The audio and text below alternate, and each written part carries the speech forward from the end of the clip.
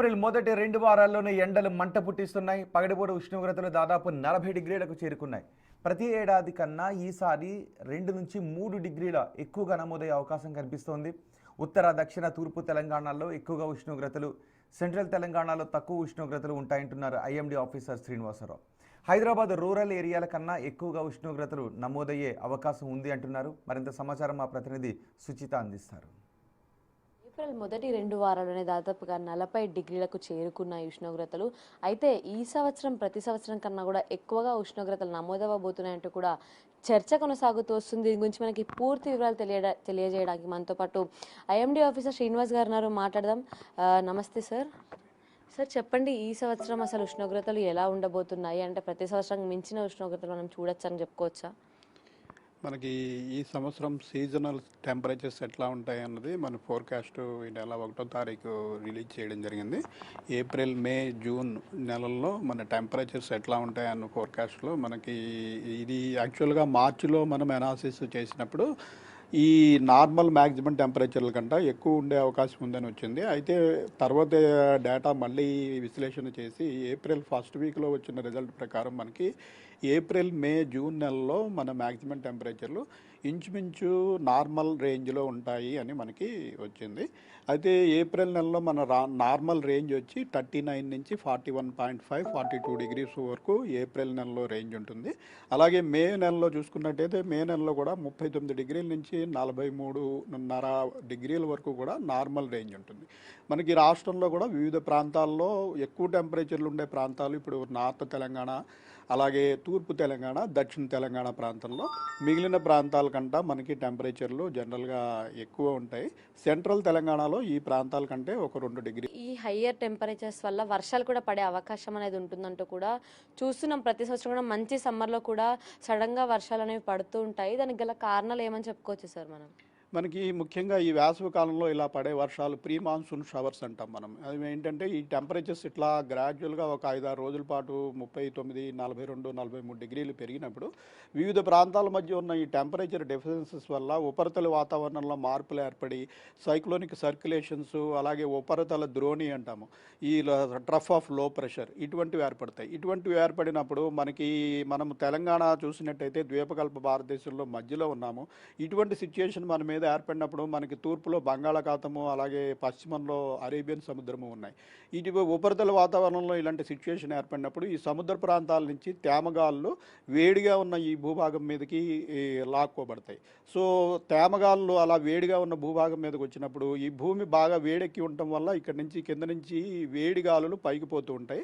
అదే సమయంలో తేమగాళ్ళు ప్రవేశించినట్టయితే మధ్యాహ్నం, సాయంత్రం సమయంలో సడన్గా 1 గంట 2 గంటల పీరియడ్లో ఈ క్యుములోనింబస్ మేఘాలు ఏర్పడి మనకి ఉరుములు, మెరుపులు, ఈదురుగాళ్ళు, అలాగే వడగళ్లతోటి కొన్ని ప్రాంతాల్లో వర్షాలు పడుతుంటాయి.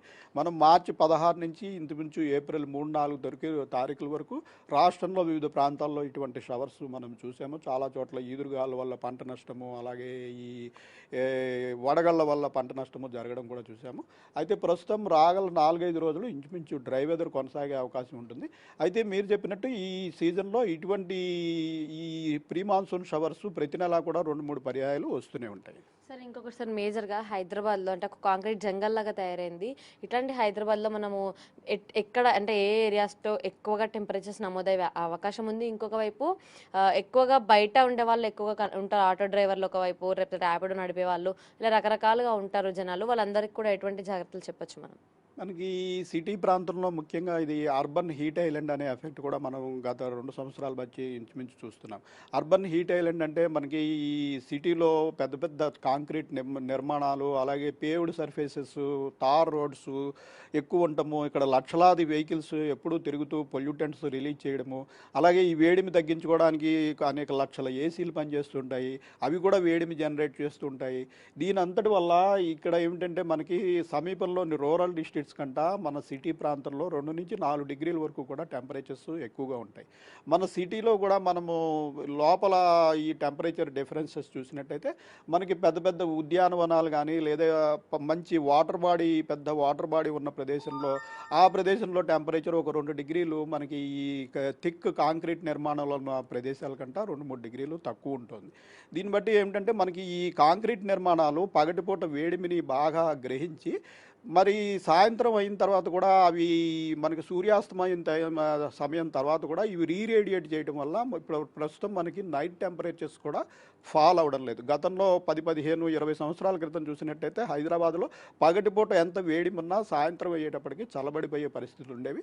అయితే సిటీ బాగా విస్తరించి కాంక్రీట్ నిర్మాణాలు, పేవ్డ్ సర్ఫేసెస్, ఈ తార్ రోడ్స్ ఎక్కువైపోయి గ్రీనరీ తగ్గడంతో మనకి ఈ వేడిమి అనేది నైట్ టైం కూడా కంటిన్యూ అవుతుంది.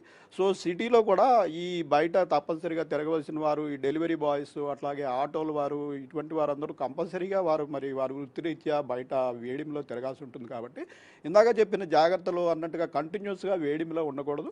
ఒక గంట ఒక కూల్ ప్రదేశంలో ఉండి బాడీ కూల్ అయ్యేలాగా చేసుకోవడము, ఫ్రీక్వెంట్గా వాటర్ తాగి హైడ్రేషన్ మెయింటైన్ చేయడము, కొంచెం సాల్ట్ వేసుకుని అప్పుడప్పుడు మజ్జిగ లాంటి ద్రావణాలు తాగడము, తల భాగానికి ఎప్పుడు టోపీ ధరించడము, ఇలాంటివి చేసినట్టయితే హీట్ స్ట్రోక్ నుంచి రక్షించుకోవచ్చు.